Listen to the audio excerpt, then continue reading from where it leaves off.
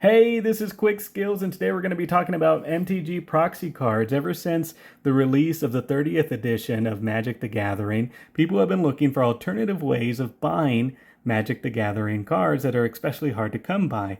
A lot of people have been going out on the internet and finding these high quality proxies. Now, the thing about this is that these cards are becoming more and more realistic every day.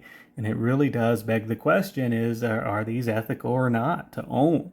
And so I'm going to zoom out real quick on this picture and I'm going to show you what I found. Here is a group of serialized one-of-one cards that there is only supposed to be one of in existence. And so if you are buying the Lord of the Rings set and opening up collector booster packs, you have less than a 3 million chance of opening this in real life. So let's just be real here. You and I are not going to open up this card. You can say that with almost certainty that you are not going to pack this card.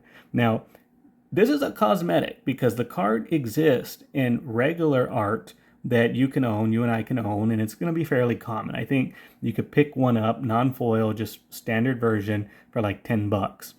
And that's if it's even playable. It might even tank much lower than that. But the allure of this card is to own the One Ring.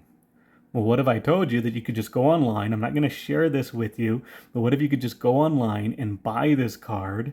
Like you see, and let's look at this card here. You can look and see it has the foil stamp down below. It has a nice shine to it. You can see in this picture, not all these cards are of the same angle, so the foiling must be very good on it. But what's interesting here is that when Magic showed off the One Ring on a video, the card itself was curled.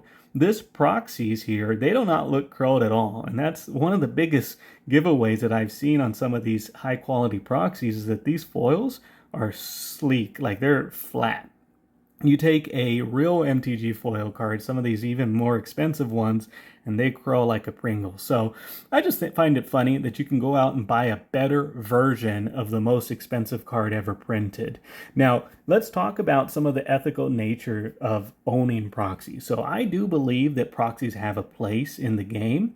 If you want to play test a deck and you need 4 copies of Misty Rainforest, and let's say you already own a couple, but they're in other decks, rather than having to pull them out of the decks, you can print out some proxies, slide them into your deck, and play test without owning a 4 of a very expensive card.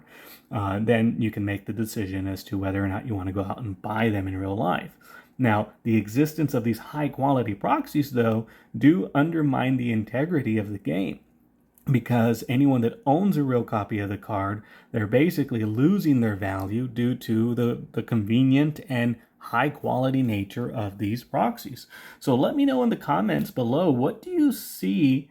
What do you think about these proxies? Are you going to go out and buy one of these one-of-one foil proxy cards? I mean, I think it would be fun to own one of these and just have them in my binder, even though I don't really participate in the high-quality proxy scene. Since I know I'm never going to own this card anyways, I truly don't see the harm in buying a proxy of this particular card because it's quite obviously a fake, right? You're not going to own a real copy of this card and a fake one. But where do we draw the line? I mean, some could argue, I'm never going to own a Black Lotus.